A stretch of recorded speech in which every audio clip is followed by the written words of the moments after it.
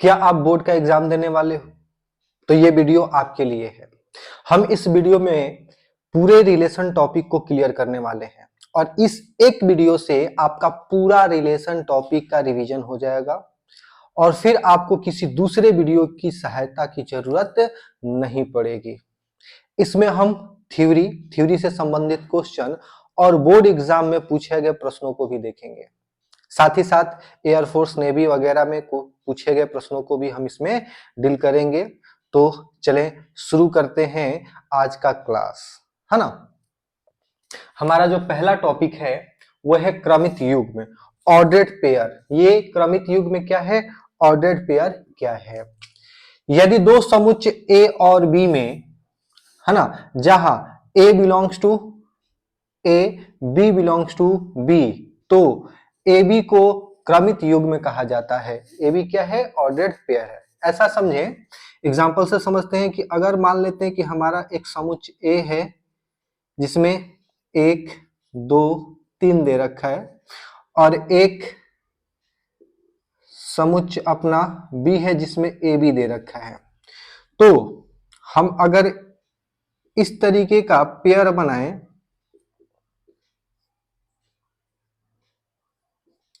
तो in pair को हम ऑर्डर्ड पेयर बोलते हैं, क्रमित युग्म बोलते हैं। यानी एक अवयव ए से लिया जाएगा और दूसरा अवयव बी से लिया जाएगा, इसी को हम ऑर्डर्ड पेयर कहते हैं। ठीक है, यहां से कुछ बातों का ध्यान रखना है। ठीक है, क्या पहला कि अगर आपको कोई एक क्रमित युग्म दे रखा है ए बी और एक दूसरा क्रमित युग्म दे रखा है बी ए, तो याद रखेंगे ये दोनों आपस में बराबर नहीं होते। क्यों? क्योंकि नाम से ही पता चलता है क्रमित युग्म में, यानी इसमें क्रम का महत्व होता है ना। इसमें क्रम का वैल्यू है, यानी क्रम ही इंपॉर्टेंट है। यहाँ पर क्रम अलग है, पहले ए है फिर बी है और यहाँ पर पहले बी है और फिर ए है। इसका मतलब ये है कि दो क्रमित युग्म आपस में बराबर होंगे यदि उनका पहला अवयव पहले अवयव से बराबर हो और दूसरा अवयव दूसरे अवयव के बराबर है।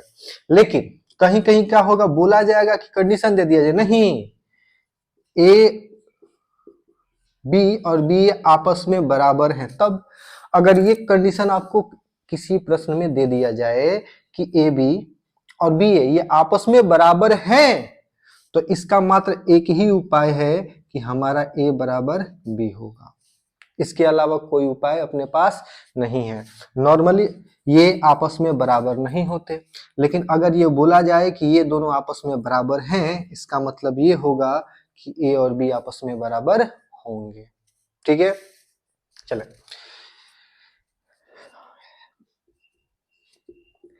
ऐसे प्रश्न बनते हैं कि एक्स वाई बराबर 2 5, तो बताइए x square plus y square equal to what. आपको दे दिया जाएगा एक्स वाई बराबर है 2 और 5 के, तो बताइए x square plus y square बराबर क्या होगा। तो आपको पता है ऑर्डर्ड पेयर है तो प्रथम वाला प्रथम के बराबर होता है और द्वितीय वाला द्वितीय के बराबर होता है, यानी कि एक्स स्क्वायर बराबर 4 और वाई स्क्वायर बराबर 25। तो इसका जो आंसर होगा 4 प्लस 25 बराबर 29, है ना, ये इसका आंसर होगा। ठीक,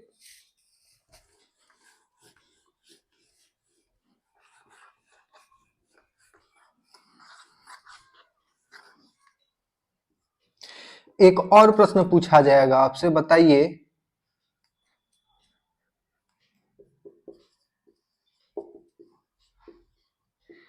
क्या ये दोनों आपस में बराबर है। हाँ, क्या ये दोनों आपस में बराबर हैं। तो आप देखेंगे कि इनका क्रम अलग अलग है, तो आप बोलेंगे नहीं ये आपस में बराबर नहीं है, लेकिन ये तो गलत है। ये आपस में बराबर हैं, ये सही है। क्यों सही है, तो ध्यान रखें, अगर मंझला कोष्ठक का प्रयोग किया गया है ना, अगर मंझला कोष्ठक का प्रयोग किया गया है तो वो समुच्चय है। ये क्या है, ये आपका समुच्चय है, सेट है। अगर इस मंझले कोष्ठक के जगह पे छोटा कोष्ठ का प्रयोग किया जाता तब बोलते हैं कि ये क्रमित युग्म है और ये एक दूसरे के बराबर नहीं होगा। तो इस बात का भी हमें ध्यान रखना होता है कि हमसे जो क्वेश्चन पूछा जा रहा है उसमें कर्ली ब्रैकेट का प्रयोग किया गया है या छोटे वाले ब्रैकेट का। चले नोट कर लेंगे। क्रमित युग्म से संबंधित हमने कुछ प्रश्न ले रखा है, जिसमें से पहला क्वेश्चन है, यदि x square comma y plus 2 बराबर 16,9 तो एक्स और वाई होगा, बताना है क्या होगा। तो क्रमित युग्म में हमने क्या पढ़ा? क्रमित युग्म में पढ़ा हमने कि ए बी नॉर्मली जो होता है वो बी ए के बराबर नहीं होता, लेकिन कोई जबरदस्ती बोले, दम ढीठ हो कर बोले ना भाई भाई बराबर हो तब बराबर हो, अब बोल तू क्या करबे, तो इसका मतलब ये होगा कि ए बराबर बी। ठीक है, फिर ये भी हमने देखा कि अगर हमारा ए बराबर बी है और सी बराबर डी है तो पहला वाला अव्यय पहले से बराबर होगा और दूसरा वाला अव्यय दूसरे से बराबर होगा। ठीक है, इतना ही बात। तो यहां से क्या पता चलता है कि जो अपना एक्स स्क्वायर है पहला अव्यय है और 16 भी अपना पहला अव्यय है, तो एक्स स्क्वायर बराबर 16 होगा। इसका मतलब आप x बराबर बोल सकते हो प्लस माइनस का 4 बोल सकते हैं, और y बराबर जो होगा y प्लस 2 इक्वल टू 9, यानी y का जो वैल्यू होगा वो होगा 7। ठीक है, तो हमारा जो उत्तर बनने वाला है, हो सकता है कि हम 4 7 ले लें या -4 7 ले लें, यानी हमारा ऑप्शन नंबर ए और ऑप्शन नंबर बी दोनों सही हो सकता है। तो हम दोनों में से किसको चुनेंगे? तो हम दोनों में से फिलहाल किसी को नहीं चुनेंगे, हमारा जो सही उत्तर होगा ए और बी दोनों होगा। ठीक, ऐसे प्रश्न ज्यादा आपको कॉम्पिटिटिव एग्जाम में पूछे जाते हैं, रेलवे, एयरफोर्स, नेवी, ऐसे ऐसे जिसमें आपको एक से अधिक ऑप्शन सही हो तो एक ऐसा भी ऑप्शन दिया जाता है जिसमें लिखा जाता है ए और बी दोनों या उपयुक्त सभी वाले भी ऑप्शन आते हैं। चलिए अगले प्रश्न पे आते हैं। ए बराबर इतना है, बी बराबर इतना है, ए क्रॉस बी में कौन कौन से क्रमित युग्म होंगे, बताना है इसमें से कौन कौन से होंगे। तो जैसा हमको पता है कि ऑर्डर्ड पेयर लिखते समय पहले वाले समुच्च का अवयव हमेशा प्रथम स्थान पे होता है और दूसरे वाले समुच्च का अवयव हमेशा दूसरे स्थान पे होता है। तो अगर आप देखो तो इन दोनों को एक साथ ले लोगे तो 1 3 बनेगा, तो 1 3 यहाँ पर है। अगर इन दोनों को एक साथ ले लोगे तो 2 3 बनेगा और 2 3 भी यहाँ पर है, यानी दोनों ऑप्शन सही है। तो किसके साथ जाएंगे? ऑप्शन नंबर सी के साथ, कि ए और बी दोनों। चलिए नोट कर लेंगे। तो इस वीडियो का हमारा जो अगला टॉपिक है वो है कार्तीय गुणनफल, है ना, कार्टेशियन प्रोडक्ट। ये कार्टेशियन प्रोडक्ट क्या है? यदि ए और बी दो समुच्चय हो तो ए तथा बी का कार्तीय गुणनफल वह समुच्चय है जिसके अवयव क्रमित युग्म हैं, जहां ए बिलोंग्स टू ए और बी बिलोंग्स टू बी। आइए समझते हैं। ऐसा मान लेते हैं कि हमारे पास दो समुच्चय हैं, एक समुच्चय है अपना 1 2 वाला ए और एक है, ठीक। तो कार्तीय गुणनफल क्या है? तो कार्तीय गुणनफल यानी ए क्रॉस बी, है ना, इसको इस तरीके से सूचित किया जाता है, ए कार्टेशियन प्रोडक्ट, बी हम शॉर्ट में इसे ए क्रॉस बी बोल देंगे। ठीक है, तो हमें करना क्या होता है, कुछ इस तरीके से, है ना। आपने ऐसा कहीं गुणनफल देखा होगा कि ए बी ऐसा, है ना, ए प्लस बी और बी प्लस डी कुछ ऐसा हो, तो ए से ए का गुना करते थे, फिर साइन का गुना, फिर ए से डी में गुना करेंगे, फिर बी से बी में करेंगे, फिर बी से डी में करेंगे, ऐसा कुछ आपने कर रखा है। सेम प्रोसेस यहां पर करना है। क्या करेंगे? एक को इसके साथ गुना करा देंगे।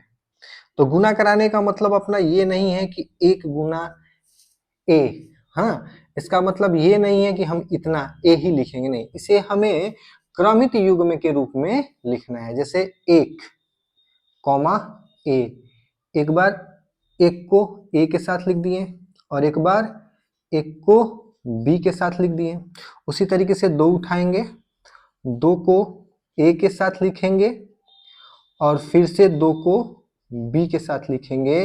ये हो गया समुच्च ए और बी का कार्तीय गुणनफल, इतना।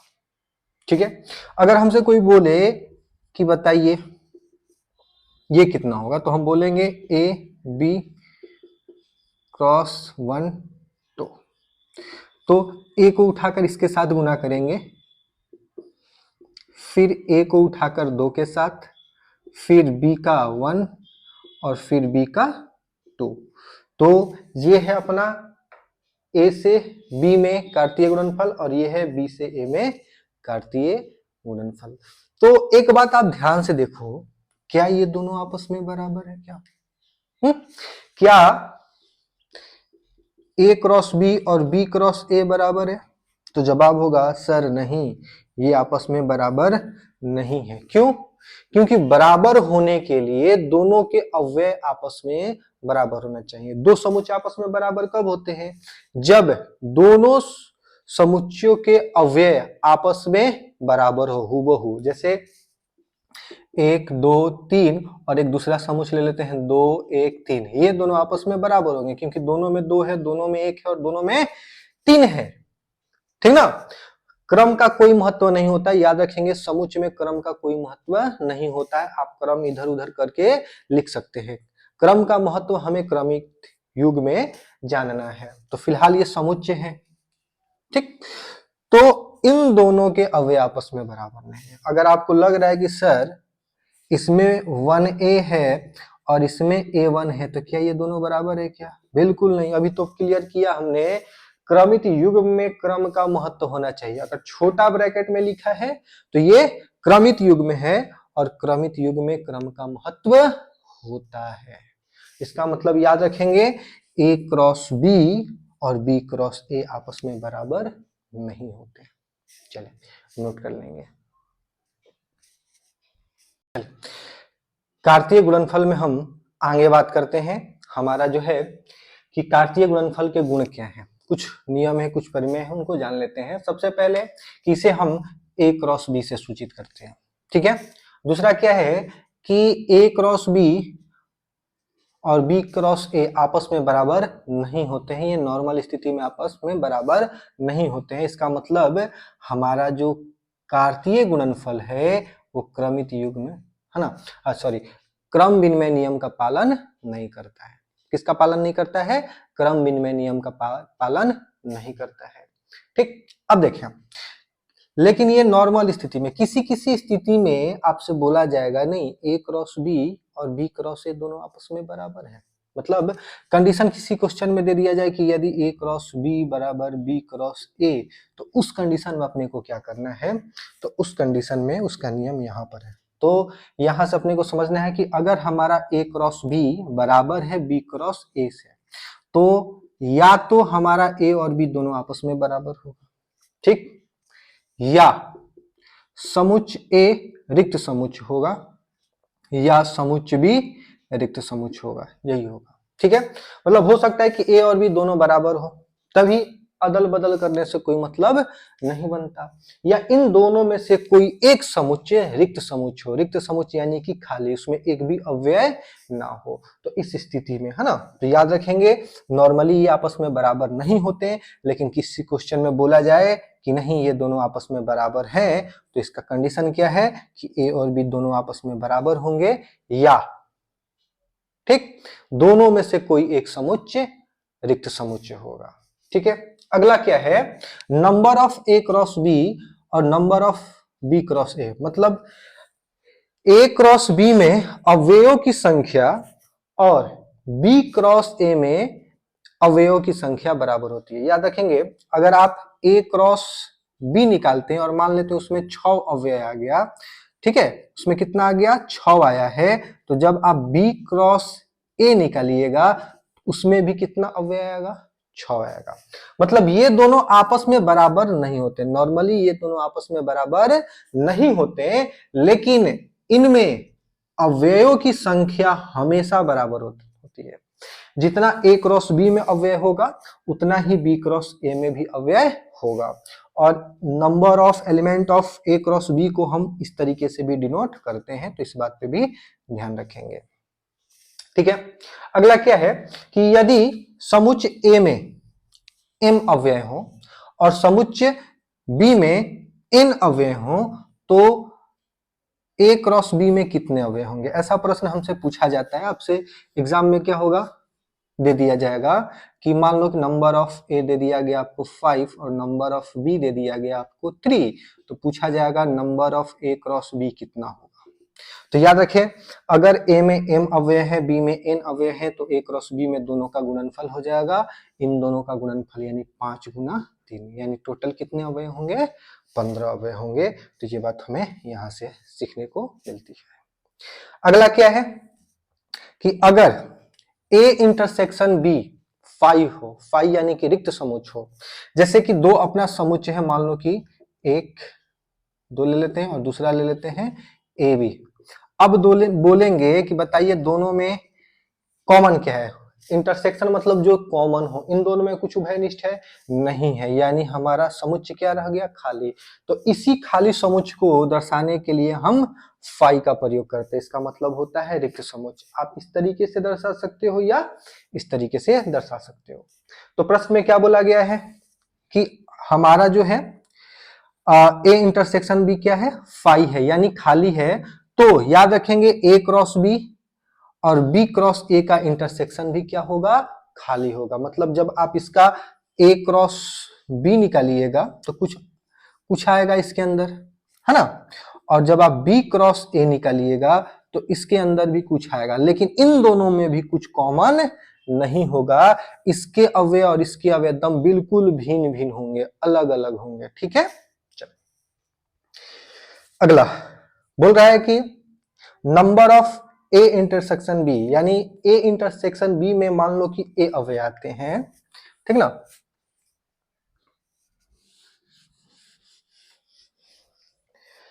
Number of A intersection B में मान लो एम अवयव कॉमन है, तो ए क्रॉस बी और बी क्रॉस ए के इंटरसेक्शन में एम स्क्वायर आएंगे। चले इसको देखते हैं। ऐसे समझते हैं कि हमारे पास है ना 1 2 3 और 1 3, ये दो समुच्चय हैं। ठीक है, तो हमसे पूछा जाएगा बताइए नंबर ऑफ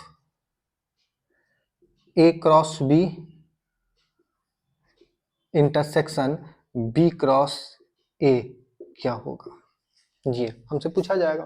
तो हम क्या करेंगे, पहले हमें ए क्रॉस बी निकालना होगा, फिर बी क्रॉस ए निकालना होगा। तो पहले निकाल लेते हैं कि हमारा ए क्रॉस बी क्या है। तो हम डायरेक्ट लिखते हैं एक को एक के साथ, एक एक 1 3 2 1 2 3 3 1 3 3, इस तरीके से। और बी क्रॉस ए निकालते हैं, तो बी क्रॉस इसका गुना इससे, तो एक का गुना एक के साथ 1 1 1 2 1 3 3 1 3 2 3 3, इस तरीके से आएगा जब आप ए क्रॉस बी और बी क्रॉस ए निकालोगे तब। अब दोनों में आप उभयनिष्ठ देख लो भैया, इंटरसेक्शन क्या है इन दोनों का, यानी कि A cross B intersection B cross A क्या है। तो आप देखोगे एक एक मिल रहा है, मिल रहा है। फिर देख रहे हैं कि ये 3 1 3 1, ठीक। फिर देख रहे हैं 3 3 और कुछ, हाँ 1 3 1 3 भी है, 1 3, कुल कितने अवयव हो गए? 1 2 3 4। तो हमसे जो पूछा गया है इसका उत्तर जो है वो 4 है, क्योंकि 1 2 3 4 4 है। तो ये तो बेसिक तरीका है, लेकिन हम इस नियम की सहायता से इसको तुरंत बना सकते हैं। हमें क्या करना है, पता करना है इन दोनों में कितने हैं कॉमन। ए इंटरसेक्शन बी कितना है, तो सर ए इंटरसेक्शन बी जो है 1 और 3 है, यानी कितने नंबर है? तो number of A intersection B जो है वो 2 है। तो जो इसका उत्तर होगा वो 2 का स्क्वायर होगा। वही लिखा गया है कि अगर इंटरसेक्शन में m अवयव हो तो a क्रॉस b और b क्रॉस a के इंटरसेक्शन में m स्क्वायर अवयव होंगे। आएंगे। ये हो गया कि अगर ये दोनों बराबर हैं तो इसका कंडीशन बस इतना ही है कि ये दोनों आपस में बराबर होंगे या दोनों में से कोई एक समुच्चय खाली होगा। ठीक, हाँ जी। अगर कभी, है ना, अगर कभी ए क्रॉस बी यानी इनका कार्टेशियन प्रोडक्ट जो है वो खाली रह जाता है, शून्य, बोला गया है कि दो समुच्चयों का कार्टेशियन प्रोडक्ट एक रिक्त समुच्चय है, रिक्त समुच्चय, फाई मतलब रिक्त समुच्चय है, तो इसके कारण क्या हो सकते हैं? तो इसका कारण बस यही है कि दोनों में से कोई एक, है ना, दोनों भी हो सकता है लेकिन दोनों में से कोई एक जरूर क्या है, रिक्त समुच्चय है। या तो ए रिक्त होगा या तो बी रिक्त होगा। अगला, अगला है कि वितरण रूल का ये पालन करता है ना, जैसे कि आपको कभी दे दिया जाए ए क्रॉस बी इतना, तो आप एक बार इन दोनों को एक साथ गुना करा सकते हो, ए क्रॉस बी कर सकते हो और फिर इन दोनों का गुना करा सकते हो, सॉरी क्रॉस कराना है, और जो ये साइन है ये बीच में, अगर यहाँ पर यूनियन है तो यूनियन लिख देंगे, है ना, इंटरसेक्शन है तो इंटरसेक्शन लिख देंगे और माइनस है तो माइनस लिख देंगे। उसी तरीके से यहां भी अगर कभी A cross B intersection C cross D निकालना है तो आप इसको ऐसे लिख सकते हो कि ए से सी का इंटरसेक्शन कर सकते हो और बी से डी का इंटरसेक्शन कर सकते हो और कार्टेशियन प्रोडक्ट बीच में लगा सकते हैं। ठीक है, चले नोट कर लेंगे। इनसे संबंधित कुछ प्रश्नों को देख लेते हैं जो एग्जाम में पूछे गए प्रश्न है। हमारा जो पहला प्रश्न है वो है, यदि समुच्चय ए में 3 अवयव हैं, कितने अवयव हैं? 3 अवयव हैं, यानी number of A, number of element of A कितना है? 3 है, तथा बी इतना है, तो हमें बताना है number of A cross B, यानी ए क्रॉस बी में अवयव की संख्या। तो हमको पता है कि अगर ए में अवयव की संख्या m हो, बी में अवयव की संख्या n हो, तो a क्रॉस b में अवयव की संख्या जो होगा दोनों के गुणनफल के बराबर होगा। तो a में इतना अवयव है, यहाँ से आप गिन सकते हो कि b में कितना अवयव, कितना है? 1 2 3, 3, तो 3 3 9, इसका जो उत्तर होगा वो 9 होगा, यानी कि a क्रॉस b में अवयव की संख्या कितनी होगी? वो 9 होगी। अगला जो प्रश्न है, अगला है, यदि इतना बराबर इतना तो x और y का मान बताएं। ये दोनों क्रमित युग्म है, याद रखें, छोटा ब्रैकेट हो तो क्रमित युग्म, मंझला ब्रैकेट हो तो समुच्चय। तो क्या है, क्रमित युग्म में प्रथम अवयव प्रथम के बराबर होता है, यानी x बट्टा में 3 प्लस 1 बराबर होगा 5 बट्टे 3 के, यानी हम ऐसे भी लिख सकते हैं कि x बट्टा 3, 5 बट्टा 3 माइनस 1 करेंगे तो 5 माइनस 3 बट्टा में 3, यानी x बट्टा 3 बराबर 2 बट्टा 3, तो पता चलेगा x का मान कितना आया? 2 आया। ठीक है, हमें y का भी मान बताना है, x का मान अपना कितना आया है? तो y क्या हो जाएगा? y माइनस 2 बट्टा में 3, 1 बट्टा 3, यानी 1 बट्टा 3 ये माइनस में उधर ले जाओगे तो प्लस में, तो हो जाएगा 1 प्लस 2 अपॉन में 2, यानी y का जो वैल्यू होगा 3/3, यानी 1। y का वैल्यू कितना है भैया? 1 है। इस तरीके से इसको सॉल्व करते हैं।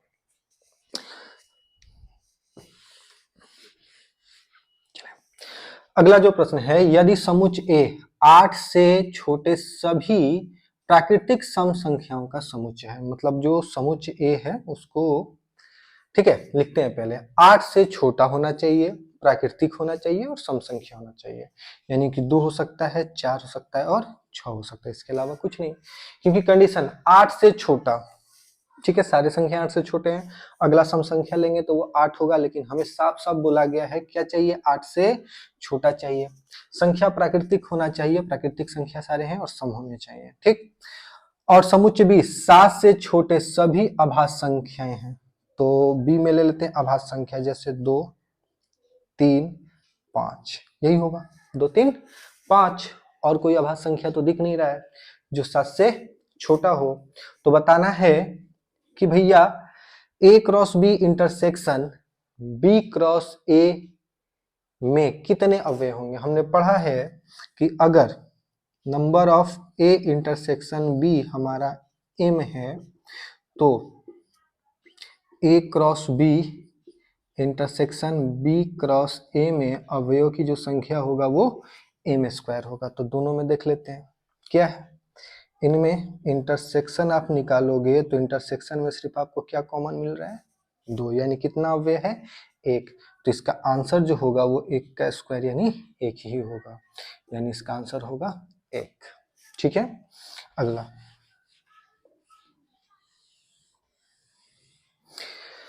है, माना ए और बी दो ऐसे समुच्चय हैं कि ए क्रॉस बी में 6 अवयव हैं। टोटल अवयव की संख्या कितना है, 6 है। यदि ए क्रॉस बी के 3 अवयव इतना है तो समुच्चय ए और बी ज्ञात करें। देखें, आपको पता है कि जब आप ए क्रॉस बी करते हो तो इसे हम क्रमित युग में लिखते हैं, है ना। और क्रमित युग में लिखते हैं तो जो पहला अवयव होता है वो हमेशा पहले वाले समुच्चय से, और जो दूसरा अवयव होता है वो हमेशा दूसरे वाले समुच्चय से लिया जाता है। ठीक है, तो ए में कौन कौन से अवयव हो सकते हैं, जितने सर पहले स्थान वाले अवयव हैं ना वो सभी के सभी ए से लिए गए होंगे, यानी 1, 2 और 3। और बी से, तो बी से सर 4, 4, 6, यही संभावना है। तो इसका मतलब अगर हम समुच्चय के रूप में लिखें तो समुच्चय जो ए होगा जिसमें 1, 2, 3 अवयव होंगे, और जो समुच्चय बी होगा उसमें 4 और 6 अवयव होंगे, क्योंकि एक ही अवयव को समुच्चय में 2 बार लिखने की कोई जरूरत नहीं होती है। लेकिन आप क्रमित युग में लिख सकते हैं, याद रखें क्रमित युग में एक एक ये लिखा जा सकता है, लेकिन समुच्चय में इस तरीके से नहीं लिखा जा सकता है।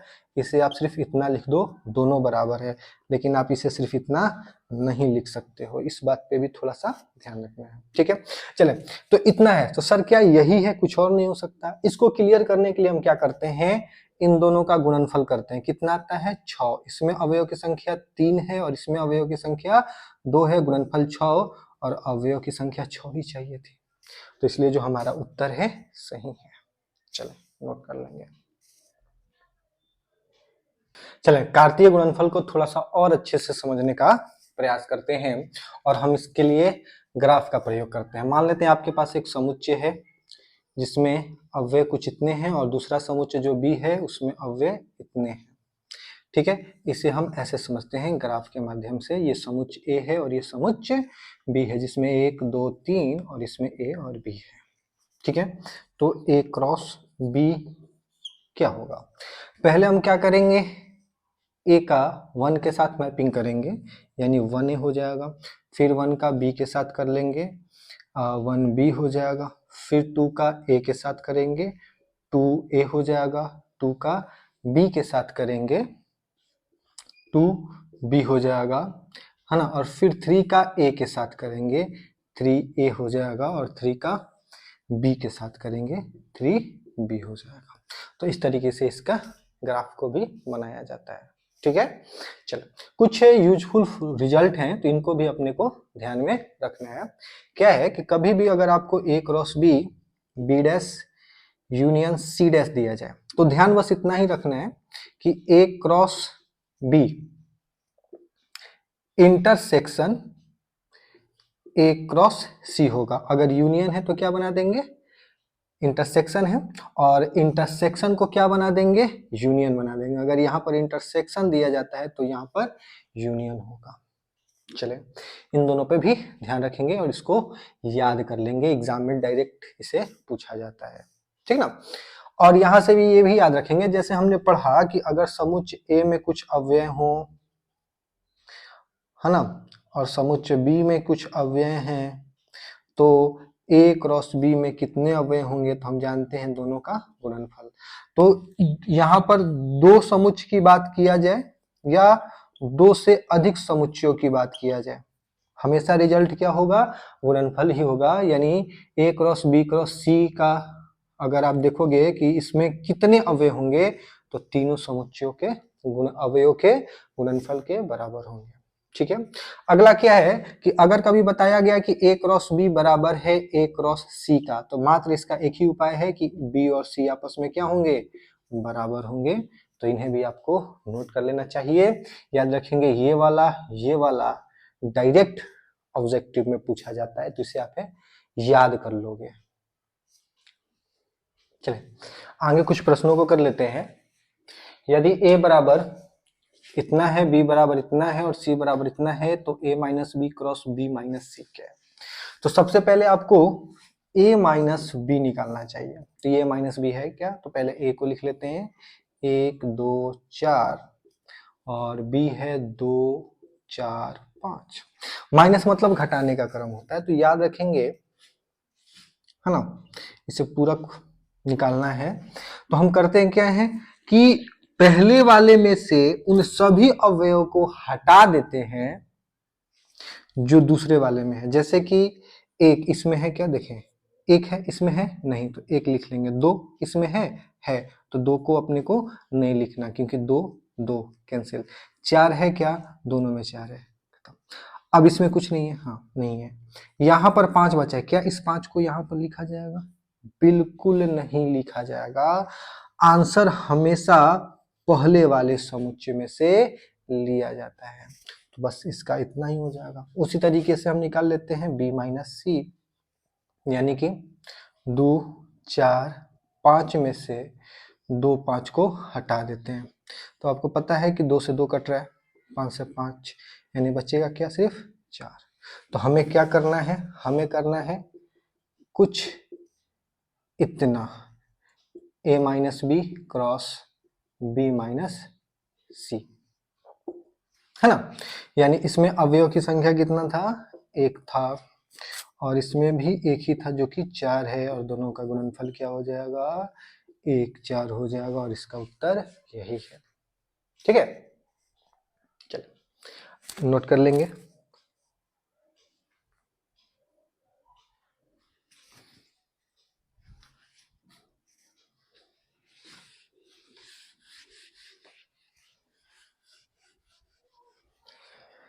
हाँ जी, अगला है किसी तीन समुच्चय ए बी और सी के लिए इतना बराबर होगा। अभी पढ़े हम कितना के लिए क्या करना है, इन दोनों का गुणा ए क्रॉस बी, फिर इन दोनों का गुणा ए क्रॉस सी, और अगर यहाँ पर डैश है, याद रखेंगे डैश है तो चिन्ह पलट जाएगा, इस तरीके से हो जाएगा। ठीक है, इंटरसेक्शन लगेगा, यानी ऑप्शन ए हमारा सही उत्तर होगा। ठीक है, चलिए अगला है यदि ए बराबर इतना तो ए क्रॉस ए। अभी तक हम दो वाले जानते थे, इस बार हमें तीन वाला निकालना है। तो कुछ नहीं करना है अपने को, पहले आप क्या कर लो, ए क्रॉस ए निकाल लो, यानी कि एक माइनस एक ले लेते हैं, यानी करेंगे तो हो जाएगा एक एक एक माइनस एक माइनस एक माइनस एक, इतना। अब इसमें क्या करेंगे, फिर एक ए का गुना कर देंगे, यानी कि कुछ इतना, आप ऐसे समझ सकते हो। ठीक है, यानी एक माइनस एक ले लेते हैं गुना में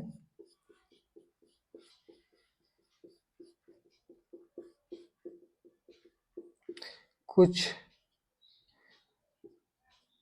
इतना ले लेंगे। अब एक को उठाएंगे सभी के साथ लिख देंगे, पहले इससे इसमें लिखेंगे तो ये हो जाएगा 1 1 1, फिर इसमें लिखेंगे तो 1 1 माइनस 1, फिर इसमें लिखेंगे 1, ये वाला 1 ये लिख रहे हैं, और इन दोनों को फिर माइनस 1 1, फिर लिखते हैं 1 माइनस 1, फिर माइनस 1 से करते हैं, तो माइनस 1 से करेंगे तो माइनस 1 और 1 1, फिर माइनस 1 1 माइनस 1।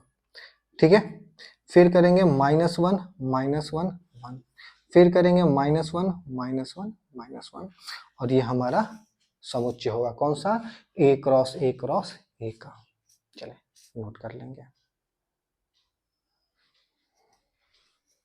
चले इस वीडियो में हम आगे बढ़ते हुए अपने अगले टॉपिक पे बात करते हैं, जो कि है संबंध। ठीक है, तो संबंध क्या है, समुच्चय ए से बी में कोई संबंध आर, है ना, कोई संबंध आर कार्तीय गुणन ए क्रॉस बी का एक उप समुच्चय है। तो भैया संबंध क्या होता है, जैसे इसे ऐसे समझे कि कोई संबंध आर जो है वो ए से बी में है, इसका मतलब यही है, इस पूरे संकेत का मतलब है कोई संबंध आर ए से बी में है। ठीक है, तो आपको पता चलेगा कि जो आर है वो ए क्रॉस बी का उपसमुच्चय है। उपसमुच्चय कहने का मतलब क्या है, तो ए क्रॉस बी में जो अवयव होंगे उन्हीं में से कुछ अवयव आर में होंगे। या तो आर हमारा इसके बराबर यानी ए क्रॉस बी के बराबर हो सकता है या इससे कम हो सकता है, लेकिन आर में जो भी अवयव होगा वो सभी के सभी ए क्रॉस बी में होने चाहिए। आइए समझते हैं एग्जांपल से। कहने का मतलब ये है कि हम ले लेते हैं एक समुच्च 1 2 और दूसरा समुच्च ले लेते हैं ए और बी। ठीक है, तो इसका जो हम कार्तीय गुणनफल निकालते हैं ए क्रॉस बी वो हो जाएगा कुछ इतना,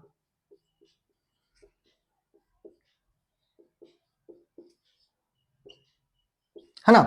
अब इसमें संबंध की बात करते हैं। अगर हम एक कोई संबंध आर लिख रहे हैं, हम कोई संबंध R1 लिख रहे हैं जो कहां से कहां है, ए से बी में है। याद रखेंगे संबंध जो है ए से बी में है तो हो सकता है वो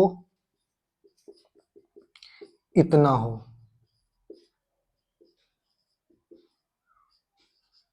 ठीक है, याद रखें ये एक समुच्च है तो क्रम इधर उधर लिख सकते हैं। हो सकता है यहाँ पर 1 ना लिख के हम 2 लिख दें और यहाँ पर 2 के जगह पे 1 लिख दें, फिर भी, है ना, क्रम आप इधर उधर कर सकते हैं। तो R1 क्या है, ए से बी में एक समुच्चय है। R2 आप ऐसे भी ले सकते हैं, R2 भी ए से बी में समुच्चय। सर कैसे? वो ऐसे कि देखें आप संबंध में जो भी अवयव ले रहे हैं वो पूरा का पूरा जो होगा वो यहां से लिया जाएगा। आप चेक करो क्या आपके ए क्रॉस बी में 1a है 2a है ना। तो ये समुच्चय है। अगर हम R3 की बात करें और बोले कि a 2a और 3a, क्या ये ए से बी में संबंध है? नहीं सर, ये ए से बी में संबंध नहीं है। क्यों? क्योंकि 1a है 2a है लेकिन हमारे पास 3a नहीं है।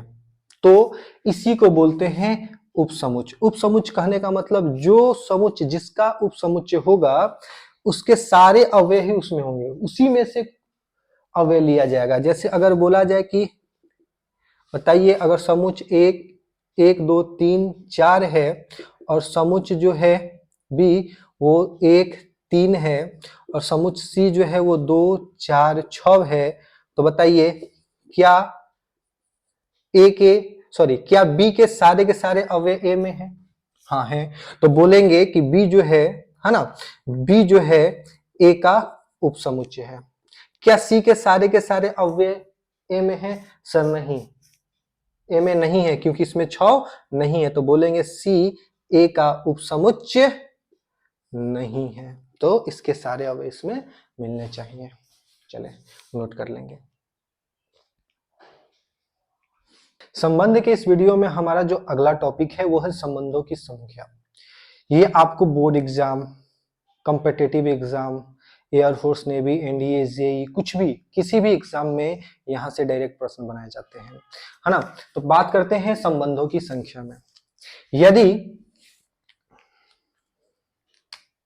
यदि समुच्चय ए में m अवयव और b में n अवयव हो तो समुच्चय ए क्रॉस बी में mn अवयव होंगे। ये हम पहले भी पढ़ चुके हैं। हमने इतना पढ़ रखा है कि अगर number of element of a equal to m है और number of element of b equal to n है तो number of element of a Cartesian product b यानी a क्रॉस b में इन दोनों के गुणनफल के बराबर होगा। वही चीज लिखा गया, इतने अवयव होंगे।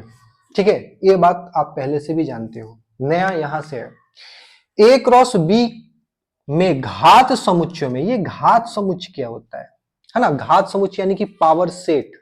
ठीक है, याद रखेंगे घात समुच्चय। जब आप समुच्चय पढ़े होंगे उस समय आपको पढ़ाया गया होगा कि घात समुच्चय क्या है। तो किसी समुच्चय का घात समुच्चय क्या होता है? तो मान लीजिए कि समुच्चय ए का हमें घात समुच्चय बताना है। मान लीजिए समुच्चय ए में 2 अवयव ले लेते हैं, हम 2 अवयव ले लेते हैं 1 2। ठीक है, तो पहले इसके सारे उप समुच्चय लिखे जाएंगे। तो ए के कौन कौन से उप समुच्चय होंगे? तो पहला फाई जो है वो सभी का उप समुच्चय होता है और फिर क्या करेंगे वो इस तरीके से लिख देंगे।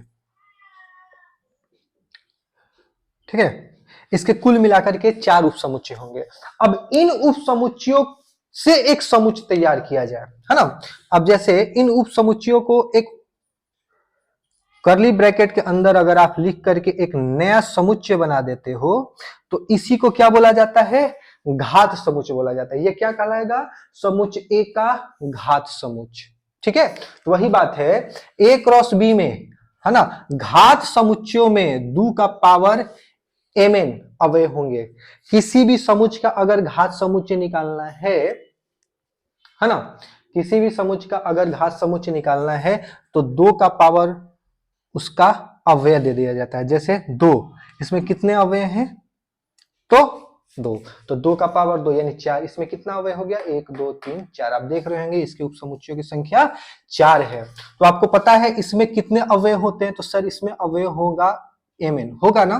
तो इसके कितने उपसमुच्चय बनाए जाएंगे? तो 2 का पावर mn। वही बात लिखा गया है कि a क्रॉस b में घात समुच्चयों में 2 का पावर mn अवयव होंगे, अर्थात a क्रॉस b में उप समुच्चयों की संख्या कितना हो जाएगा? इतना। ठीक है, और हम पढ़ चुके हैं कि संबंध क्या है? a से b में उप समुच्चयों की संख्या है, उप समुच्चय है। अगर कोई संबंध a से b में है तो इसका मतलब है जो संबंध अपना R है वो a से b का यानी a क्रॉस b का उप समुच्चय होगा। ठीक है, यानी a क्रॉस b का जितना उप समुच्चय होगा उतना ही संबंध बनाया जा सकता है। तो वही बात यहां पर लिखा गया है, a से b में कुल संबंधों की संख्या बराबर होता है a क्रॉस b के कुल उप समुच्चयों की संख्या। तो सीधे तौर पे याद रखेंगे 2 का पावर a में अवयवों की संख्या गुना n में b में अवयवों की संख्या। ये फिर से बता देते हैं कि पावर सेट क्या है? पावर सेट जो होता है समुच्चयों का समुच्चय होता है। ठीक है, और समुच्चय निकालने के लिए कि किसी भी समुच्चय का उप समुच्चय कितना होता है तो 2 का पावर अवयवों की संख्या दे दिया जाता है।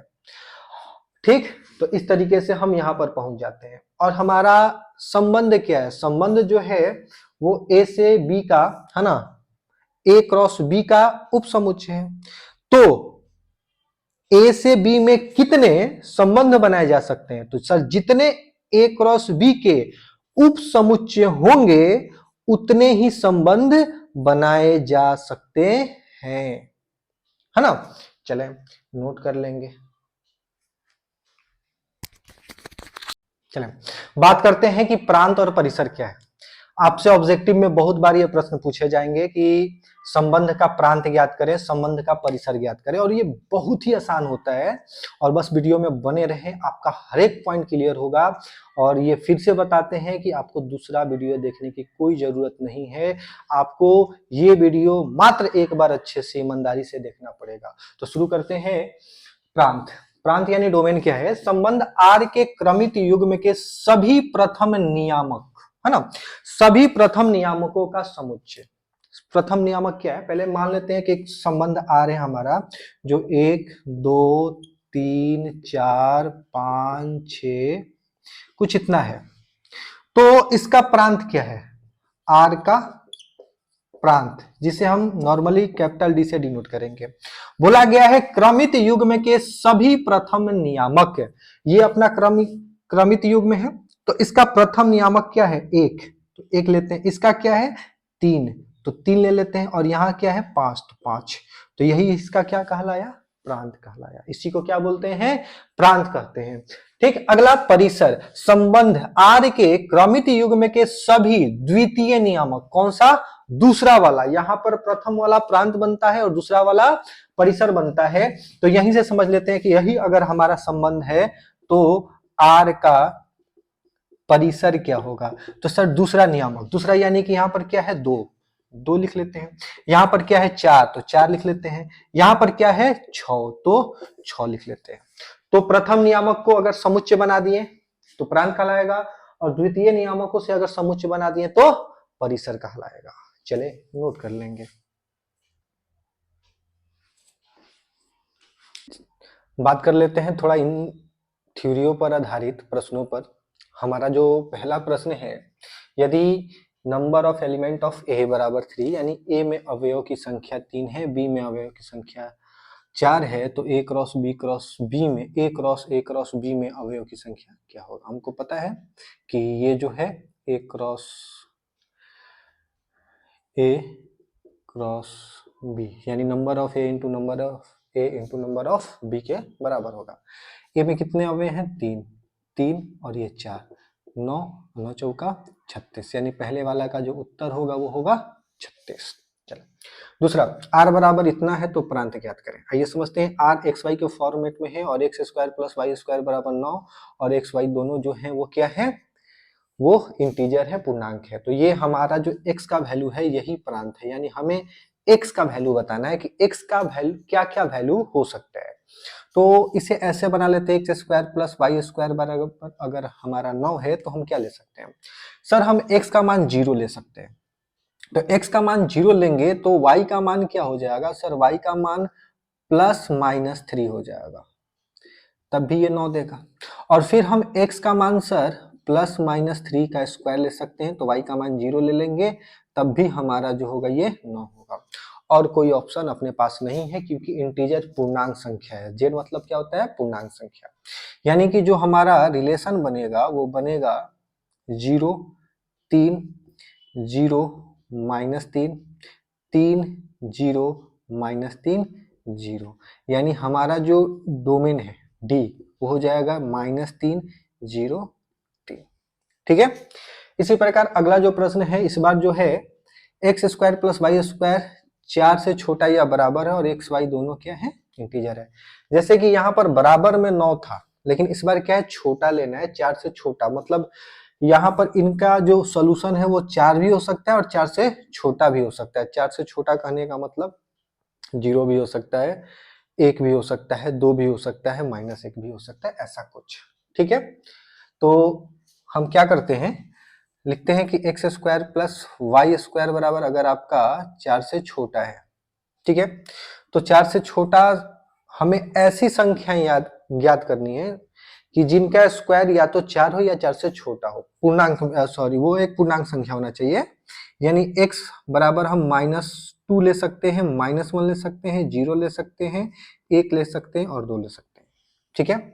अगर आप इनमें से किसी भी संख्या को लोगे तो उनका स्क्वायर या तो 0 होगा या 0 के सॉरी उनका जो स्क्वायर होगा या तो वो 4 होगा या 4 के बराबर होगा। ध्यान रहे ये हमने कैसे सोचा है, तो ये इसके आधार पे सोचा है कि हमें एक ऐसी संख्या लेनी है, एक ऐसे संख्याओं को चुनना है जिनका स्क्वायर या तो 4 के बराबर हो या 4 से छोटा हो।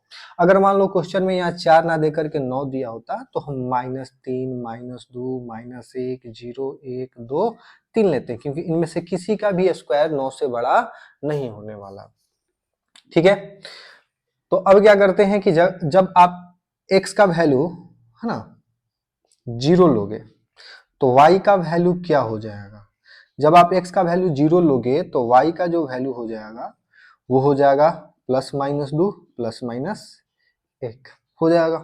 तो हमें y के वैल्यू से कोई मतलब नहीं है, हमें सिर्फ x के वैल्यू से मतलब है, क्योंकि हमें क्या निकालना है? प्रांत निकालना है। ठीक। अगर आप x का वैल्यू +-1 लोगे, ठीक है, यानी +-1 लोगे तो एक्स स्क्वायर का वैल्यू हो जाएगा 1, यानी आपका जो इक्वेशन है 1 + वाई स्क्वायर हो जाएगा और जो है इतना है। ठीक। यानी वाई स्क्वायर बराबर क्या हो जाएगा? 3 से छोटा।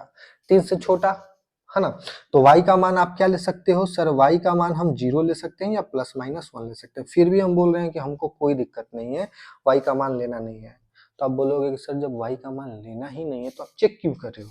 चेक इसलिए कर रहे हैं कि रिलेशन तो बनना चाहिए ना, रिलेशन बनना चाहिए। अगर आप -1 भी लोगे तब वो 0 के साथ और 1 के साथ बना सकता है, +1 भी लोगे तो 0 1 के साथ बना सकता है। बस हमें y नहीं लेना है क्योंकि हमें प्रांत बताना है। अगर परिसर बताना होता तब हम y को लेकर चलते हैं। फिर अगर आप x बराबर है ना +-2 ले लोगे तो एक्स स्क्वायर जो होगा वो सिर्फ 4 हो जाएगा, यानी कि 4 + वाई स्क्वायर बराबर 4 + y square less than equal to 4, यानी कि y square less than equal to 0, है ना। हो सकता है, तो क्या हो सकता है? Y square.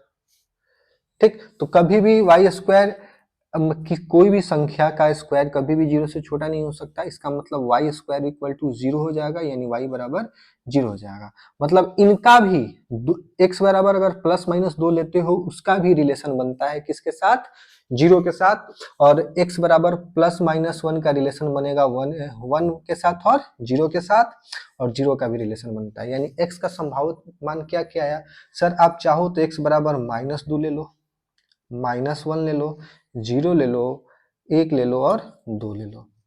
ठीक है, यही अपना प्रांत होगा। अब आपको लगेगा कि सर यही वाला आंसर आ गया, हम यहीं पर आंसर बोल सकते थे क्या? नहीं, जरूरी नहीं है कि हर बार यही वाला आंसर आए, हमें चेक करना पड़ता है कि x का मतलब 0 से किसी के साथ रिलेशन बन रहा है कि नहीं, 0 लेने पर कोई रिलेशन बन रहा है कि नहीं, 1 लेने पर उसका रिलेशन किसी के साथ बन रहा है नहीं। रिलेशन बनने का मतलब कि कोई y का एक वास्तविक मान आ रहा है कि नहीं, और वो पूर्णांक संख्या है कि नहीं, इस सब बातों पर भी ध्यान देना होता है। चलें अगले पर आते हैं।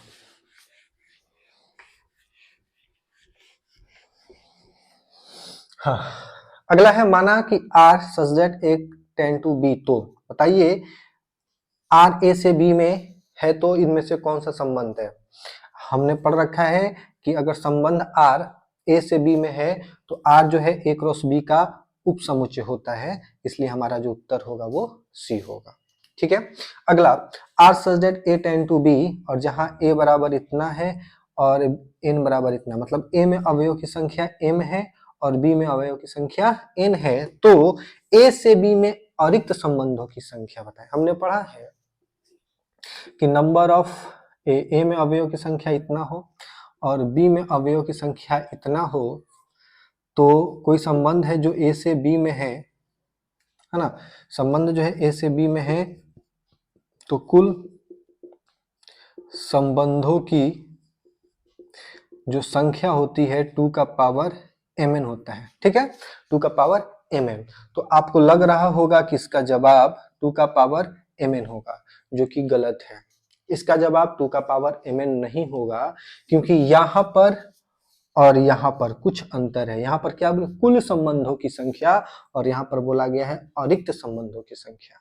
तो जब भी आपसे अरिक्त संबंधों की संख्या पूछी जाए तो कुल संबंधों की संख्या में से एक घटा दिया जाता है, तब आपका उत्तर होगा। जी बिल्कुल याद रखेंगे, अरिक्त संबंधों की संख्या होता है 2 का पावर mn -1, है ना, नोट कर लेंगे।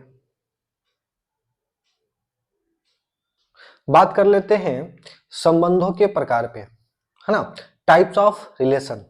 हम कुल मिलाकर के 5 प्रकार के संबंध पढ़ने वाले हैं, जिसमें से पहला है स्वतुल संबंध, है ना, इसमें पढ़ेंगे स्वतुल संबंध क्या है, उससे एग्जांपल देखेंगे, है ना। स्वतुल संबंध रिफ्लेक्सिव रिलेशन किसे कहते हैं, सम्मित संबंध सिमेट्रिक रिलेशन किसे कहते हैं, और संक्रामक संबंध ट्रांजिटिव, है ना। तुल्यता संबंध क्या है, इक्विवेलेंस संबंध के बारे में भी पढ़ना अपने को, और एक है तत्समक संबंध आइडेंटिटी रिलेशन के बारे में। हम एक एक करके सभी के बारे में पढ़ते हैं, तब तक से आप इसे नोट कर लेंगे। बात करते हैं स्वतुल संबंध पे। स्वतुल संबंध किसे कहते हैं, किसी समुच्चय ए में, है ना, संबंध आर स्वतुल संबंध कहा जाता है यदि और केवल यदि x belongs to r for all x belongs to a। आइए बात को थोड़ा समझते हैं। पहले आपको पता होगा कि सर संबंध जो होता है हम शुरू से ही पढ़ते आ रहे हैं ए से बी में, मतलब 2 समुच्चय होना चाहिए। यहाँ पर सिर्फ एक ही समुच्चय का चर्चा किया गया है, समुच्चय ए। तो याद रखें, जब भी आपको एक ही समुच्चय की चर्चा की जाएगी तो आपको समझ लेना है कि समुच्चय ए से ए में है, मतलब पहला समुच्चय भी ए है और दूसरा समुच्चय भी ए ही है, तो इसी को बोलते हैं समुच्चय ए में या समुच्चय ए पर। यानी हमारा जो संबंध आर है वो ए से ए में है। अब यहां पर समझते हैं x बिलोंग्स टू आर, इसका मतलब होता है फॉर ऑल, फॉर ऑल मतलब कि समुच्चय ए में, इसका मतलब क्या है, इन शॉर्ट जो लिखा गया है ना, इसका मतलब है समुच्चय ए में जितने भी अव्यय हैं वो सभी x के साथ जुड़े होने चाहिए, यानी इनका रिलेशन अपने आप से होना चाहिए, है ना।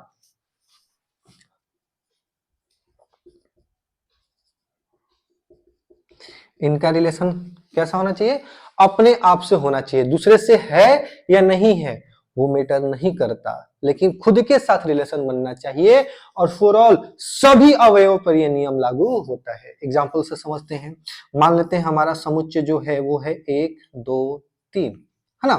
तो आर एक स्वतुल समुच्चय होगा कब, जब 1 1 2 2 और 3 3 हो, तो ये बोल देंगे ये स्वतुल समुच्चय है ना। मान लीजिए ऐसे लिख लेते हैं 1 1 1 2 2 2 2 3 3 3, क्या ये स्वतुल समुच्चय है? तो स्वतुल समुच्चय होने के लिए, सॉरी स्वतुल संबंध, समुच्चय नहीं संबंध, स्वतुल संबंध होने के लिए क्या है, x x belongs to R होना चाहिए फॉर ऑल, और उसके बाद क्या है कैन उससे मतलब नहीं, यानी कि हमें 1 1 चाहिए है, 2 2 चाहिए है, 3 3 चाहिए है, ये स्वतुल संबंध है, ये हो या ना हो, स्वतुल संबंध होने के लिए इसका कोई भी जरूरत नहीं पड़ता है, तब भी ठीक ना है तब भी ठीक ना होला कि हम कहनी कि देखो जातर तो हमारा खातिर एगो समोसा ले ले अइह। ठीक बा, उगैलन समोसा ले ले अइलन, ठीक, आ समोसा के साथ है मान ल कि तारा खातिर मोमोज भी ले ले अइलन तो कोई दिक्कत नहीं है, लेकिन उ समोसा ना लइहन तब दिक्कत बा, काहे से कि का कहले रही समोसा लेके आवे के, ठीक बा। तू समोसो खाली लेब तबो खुश, आ समोसा के साथ मोमोज भी ला दिल तबो खुश, वही कंडीशन बा भैया कि तब जब तारा कह दिए नु कि है सब, है ना, अपने आप से रिलेटेड होके के चाहिए, बस उतने ध्यान रखे के बाद 1 1 2 2 3 3, अगर है सब आ गिलसन तबो ठीक, ना आइलसन तबो ठीक, तब भी क्या कहलाएगा, ये स्वतुल कहा जाएगा। चलो फिर से समझते हैं कि एक तीसरा लेते हैं कि मान लीजिए कुछ इस तरीके से आपको दे दिया जाए 1 1 1 2 1 3 2 1 2 2 2 3 3 1 3 2, और पूछा जाए बताइए ये स्वतुल संबंध है क्या, तो स्वतुल संबंध होने के लिए क्या खोजना है कि अगर सर ए में 1 2 3 है तो 1 1 दिखना चाहिए सर, दिख गया, 2 2 दिखना चाहिए सर, दिख गया, 3 3 दिखना चाहिए सर, नहीं दिख रहा है, यानी ये स्वतुल संबंध नहीं है। बात समझ में आया, चले नोट कर लेंगे। हमने कुछ एग्जाम्पल ले रखे हैं, इससे समझते हैं कि ये स्वतुल है या स्वतुल नहीं है। पहला है किसी तल के सभी सरल रेखाओं का समुच्चय ए के समांतर होने का संबंध, है ना, याद रखना है समांतर होने का संबंध बताना है, समांतर। तो हमसे पूछा जा रहा है कि बताइए ये स्वतुल होगा कि नहीं होगा, तो आप याद रखेंगे एक तल में, है ना, एक तल में रेखा अगर समांतर है तो वो हमेशा स्वतुल्य होगा, है ना, स्वतुल्य होगा। क्यों, आइए समझते हैं। ये रेखा है, मान लो कि इसका नाम हम दे देते हैं L1, एक दूसरी रेखा है L2, तो हम ये नहीं बोल सकते हैं कि L1 L1 के समांतर होगा, है ना, यानी हर एक रेखा अपने आप की समांतर होती है, आपने पढ़ा होगा कि प्रत्येक रेखा अपने आप के समांतर होता है, तो वैसे L1 L1 इसको हम L2 L2 लिख सकते हैं, यानी सेल्फ पेयर बन रहा है, सेल्फ, है ना, रिलेशन बन रहा है, खुद के साथ संबंध बनेगा, इसलिए हम क्या बोल देंगे, है ना, बोल देंगे कि स्वतुल है।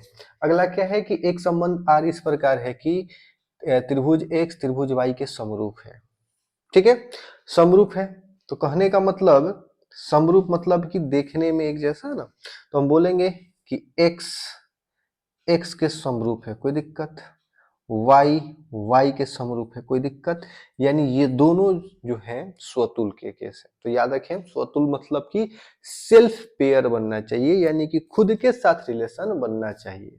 चले नोट कर लेंगे एग्जांपल को। हमने एक प्रश्न ले रखा है जो बहुत सारे एग्जामों में पूछा जाता है, चाहे वो बोर्ड का एग्जाम हो, चाहे कोई कॉम्पिटिटिव एग्जाम हो, जैसे एयरफोर्स का हो, नेवी का हो या एनडीए का हो, है ना, सभी एग्जामों में इस प्रकार के क्वेश्चन पूछे जाते हैं। तो क्वेश्चन क्या है, यदि a बराबर इतना है तो a पर स्वतुल संबंधों की संख्या, हमें बताना है स्वतुल संबंधों की संख्या। इससे पहले हम चर्चा कर चुके हैं कि संबंधों की संख्या कैसे निकालते हैं। लेकिन इस बार क्या निकालना है हमें, स्वतुल संबंधों की संख्या। तो स्वतुल संबंध कहने का मतलब क्या है कि अगर समुच्चय में 3 अव्यय हैं या 4 अव्यय हैं, उसके प्रत्येक अव्यय सेल्फ पेयर में होने चाहिए, अपने आप के साथ संबंधित होने चाहिए। तो हम ए पर बताना है, तो मान लेते हैं कि हमारा एक के जो स्वतुल संबंध बनेगा वो 1 1 और 2 2 बन जाएगा, ये बन जाएगा। दूसरा जो बनेगा वो 1 1 2 2, ये तो क्लियर है कि ये दोनों रहेंगे ही रहेंगे। हो सकता है इसके साथ 1 2 भी आ जाए, है ना। या तीसरा हो सकता है कि 1 1 2 2 के साथ 2 1 भी लिख दिया जाए, है ना, पेयर बन जाएगा। या चौथा हो सकता है 1 1 2 2 1 2 और 2 1, ठीक है। अब इसके अलावा और आप कुछ नहीं लिख सकते हैं, यही होगा, है ना। क्योंकि अब अगर इसका आप कार्टेशियन प्रोडक्ट भी निकालते हैं तो कार्टेशियन प्रोडक्ट से आप समझ लीजिएगा, तो 1 1 हो जाएगा, 2 2 हो जाएगा, 1 2 हो जाएगा और 2 1 हो जाएगा, 4 ही होंगे और इन सभी का प्रयोग कर लीजिए। तो कितने इसके संख्या कितना होगा, स्वतुल संबंधों का संख्या 4। तो ये तरीका है बनाने का। लेकिन ये छोटे प्रश्नों के लिए ही यूज में ला सकते हैं, मतलब यहाँ पर 1 या 2 अव्यय हो तभी आप इस तरीके का प्रयोग करके बना सकते हो। लेकिन अगर यहाँ पर 2 से अधिक दे दिया, जैसे 3 दे दें, 4 दे दें, तो इस तरीके से बनाना ना बहुत ज्यादा मुश्किल हो जाता है। तो याद रखेंगे, इसके लिए अपने पास एक सूत्र है, स्वतुल संबंधों की संख्या बराबर 2 का power n square minus n, ठीक है। और n क्या है, n है अव्ययों की संख्या। जैसे 2 का पावर n स्क्वायर है ना, तो इसमें कितने अव्यय हैं, तो सर इसमें 2 अव्यय हैं, तो यहाँ पर हम लिख देंगे 2 का पावर 2 और फिर माइनस का 2, n स्क्वायर माइनस n है ना, तो ये इतना। इसका मतलब 2 का पावर ये कितना हो जाएगा, 4 माइनस 2, यानी 4 में से 2 घटाओगे 2, और 2 का पावर 2 इक्वल टू 4। तो ये तरीका अपनाना है आपको एग्जाम में, है ना। ये है असली तरीका जिसे आप यूज करोगे, ठीक है। ये सिर्फ बेसिक इसी के लिए था। अगर यहाँ पर 3 दे दिया जाए, है ना, अगर मान लो यहाँ पर 3 भी होता तब क्या उत्तर होता, तो सर 2 का पावर, है ना, 3 का स्क्वायर माइनस 3 होता है, यानी 2 का पावर 9 माइनस 2, यानी 2 का पावर 7, और 2 का पावर 7 कितना होता है, 128, यानी कि ये 128 बार लिखना पड़ता है ना। नोट कर लेंगे। अब दूसरे नंबर वाले संबंध पे बात करते हैं, जो कि है हमारा सममित संबंध, है ना। सिमेट्रिक रिलेशन क्या है, तो किसी समुच्चय ए में कोई संबंध आर सममित संबंध कहा जाता है यदि और केवल यदि ए बी इम्प्लाइडेड बी है। कहने का मतलब अगर कोई संबंध आर है और उसमें ए बी है, तो उसमें बी ए भी होना चाहिए। जैसे कि मान लेते हैं कोई संबंध आर है, उसमें 1 2 है, तो अगर आप चाहते हैं कि ये सममित बने तो इसमें 2 1 भी होना चाहिए, मतलब ए बी है तो बी ए भी होना चाहिए, तो ये क्या कहलाएगा, सममित कहलाएगा, है ना। अब मान लो कि ऐसे समझते हैं, एग्जांपल से देखते हैं कि मान लीजिए हमारे पास एक समुच्चय है 1 2 3, ठीक। तो 1 2 3 है, तो इसमें ए से निकाल लेते हैं, तो ये हो जाएगा 1 1 2 2 3 3, 1 2 1 3 2 1 2 3 3 1 3 2, कुछ इस प्रकार से कुल 9 अव्यय होंगे। अब इसमें हम संबंध लिखते हैं, एक पहला संबंध R1 लिखते हैं। तो आपसे पूछा जाएगा, बताइए क्या ये सममित है।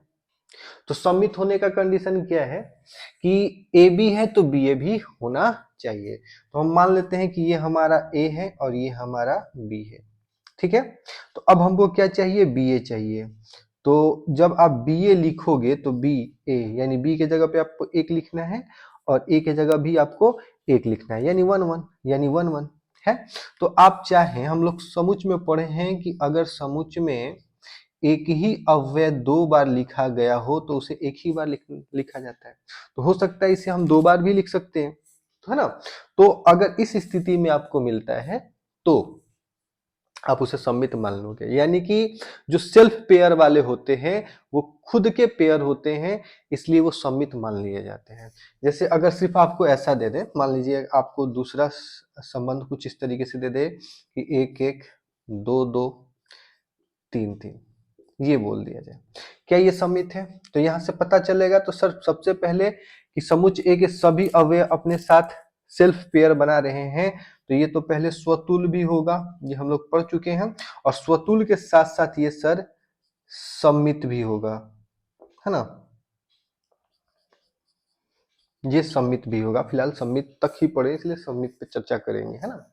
यानी ये स्वतुल भी है, सम्मित भी। क्यों कि 1 1 बदलोगे तब भी 1 1 आएगा, 2 2 बदलोगे फिर भी 2 2 आएगा, और 3 3 को बदल दोगे मतलब एक, तब भी ये 3 3 ही होगा। अगला देखते हैं, अगर आपको ऐसा मिल जाए 1 1 1 2 2 1, तब सर 1 1 को तो चेक नहीं करना होता है, ये तो खुद सम्मित होता ही है, ठीक है। सर 2 1 तो इसको पलटेंगे तो सॉरी 1 2 है ना, 1 2 और इसको पलटेंगे तो 2 1, यानी ये सम्मित है। अगर आपको ऐसा दे दिया जाए 4 नंबर में, मान लो कि 1 2 1 3 2 3 2 2 3 1 और 2 1, और आपसे पूछा जाए बताइए ये सम्मित है कि नहीं, तो सबसे पहले 1 2, तो 1 2 है तो 2 1 होना चाहिए, मिल गया, ठीक है। 1 3, 1 3 है तो 3 1 होना चाहिए, मिल गया। 2 3, तो 2 3 है तो 3 2 भी होना चाहिए, जो कि नहीं है, यानी कि जो अपना 3 2 है वो R4 में नहीं है, इसका मतलब ये अपना सम्मित नहीं है ना। यानी सम्मित होने के लिए अपोजिट होना चाहिए। तो नोट लिख लेंगे यहाँ से, एक चीज बहुत जरूरी हम जानने के योग्य है ये बात हमारे, कि नोट, यदि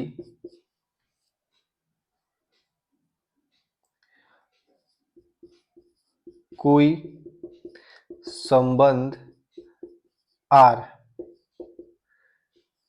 सम्मित है तो R बराबर R इनवर्स, यानी कोई संबंध R सम्मित है तो उसका प्रतिलोम उसके बराबर होगा। प्रतिलोम मतलब उल्टा, जो प्रांत था उसको परिसर बना देना है, और परिसर को प्रांत बना दोगे तो वो प्रतिलोम कहलाता है। चले इससे एग्जांपल देख लेते हैं। मान लेते हैं हमारा ये जो है सम्मित वाला है ना, तो इसी से एग्जांपल समझते हैं, है ना। इसी से समझते हैं कि जब आप इसका R इनवर्स निकालेंगे, तो पहले आइए यहाँ से समझते हैं 1 2, यही है ना, और इधर भी है अपना 1 2, तो पहले 1 का रिलेशन 1 के साथ बना है, और 1 का रिलेशन 2 के साथ बना है, और फिर 2 का रिलेशन 1 के साथ बना है, ऐसा कुछ है।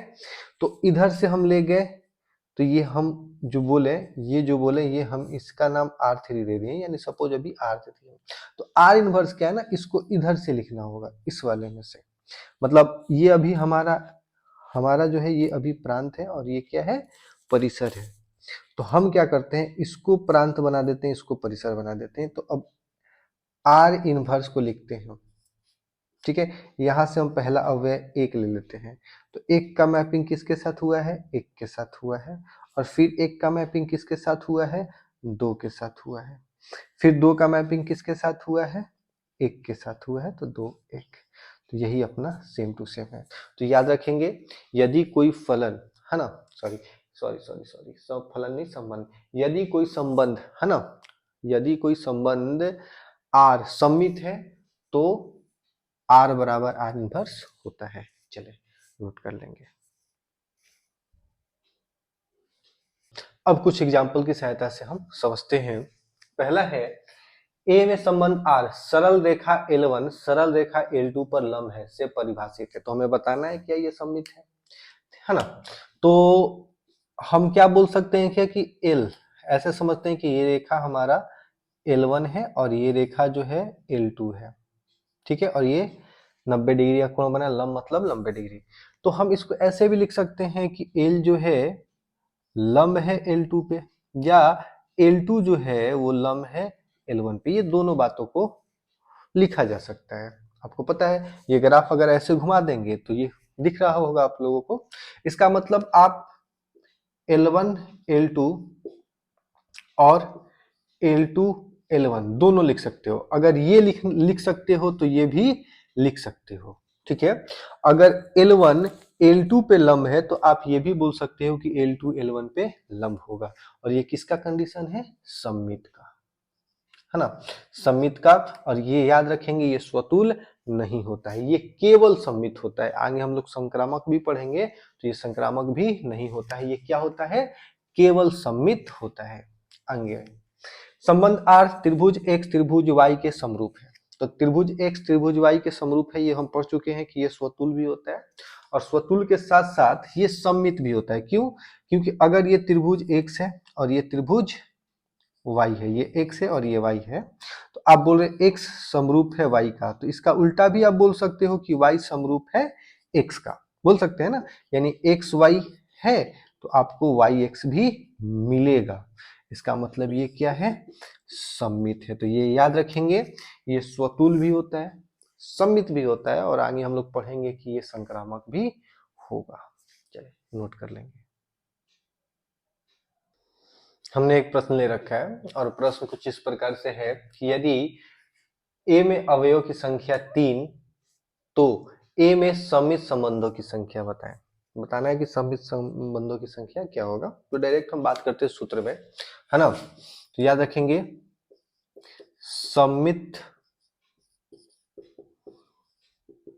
संबंधों की संख्या बराबर होता है 2 का power n square plus n बट्टा में 2, है ना। क्या होता है? 2 का power n square plus n बट्टा में 2, यानी n क्या है? n है अवयव की संख्या, यानी n बराबर कितना है अपना? 3। तो अपना जो उत्तर होगा 2 का पावर 3 का स्क्वायर प्लस 3 बट्टा में 2, है ना। यानी कि 2, ये हो जाएगा 9, 12, 12 बट्टा में 2, यानी 2 का पावर 6 इसका उत्तर होगा।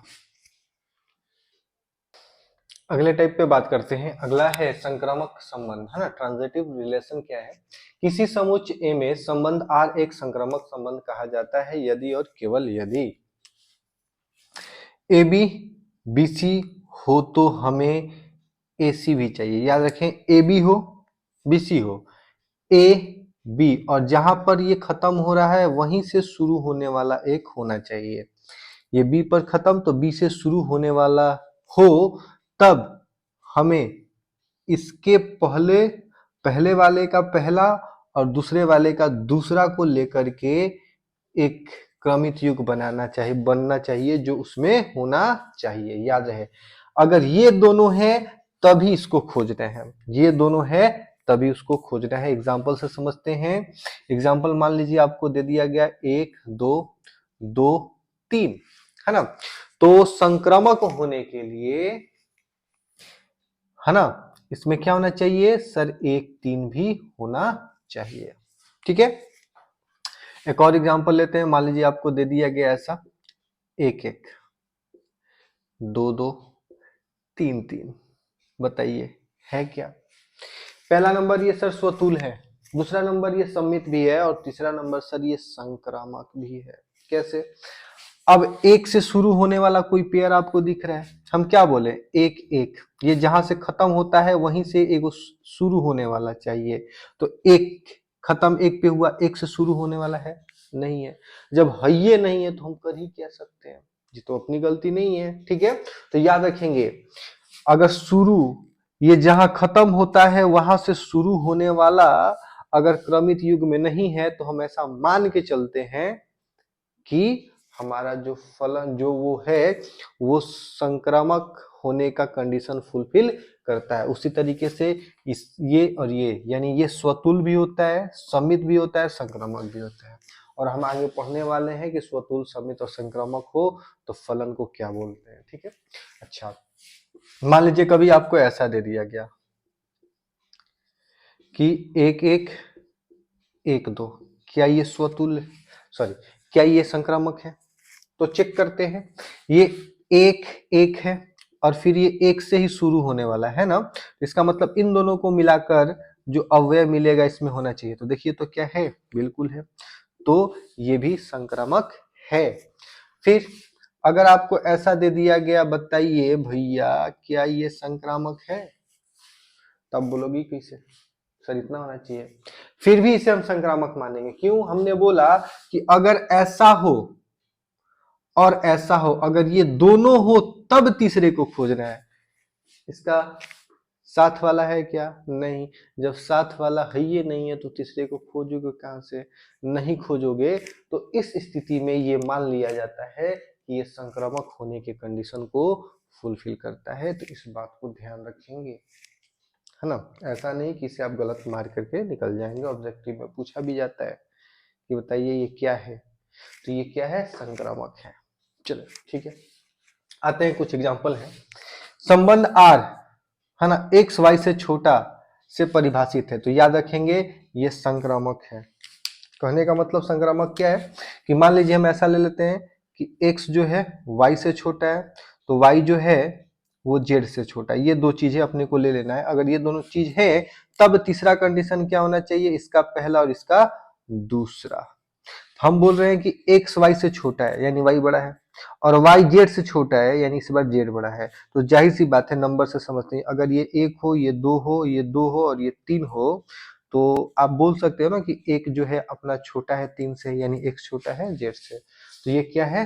सर संक्रामक है। संबंध r y x से विभाजित है से परिभाषित है। क्या है? y x से विभाजित है। ऐसा समझो कि y जो है x से विभाजित है, ठीक, z जो है वो y से विभाजित है। तो इसका मतलब क्या चाहिए? सर इसका मतलब ये चाहिए कि z x से भी विभाजित होना चाहिए। इसका मतलब ऐसा समझ लेते हैं कि अगर हम बोलें कि 10 y बराबर 10 और x बराबर 5 ले लें और z बराबर 20 ले लें और y बराबर 10 ही है, तो इसका मतलब 20 तो अपना भैया 5 से विभाज्य होगा ना? बिल्कुल होगा। इसका मतलब ये भी क्या है? संक्रामक है। अगला संबंध R L1 समांतर L2 से परिभाषित है, तो ये भी क्या है भैया? संक्रामक है। याद रखेंगे ये भी संक्रामक है। चले नोट कर लेंगे।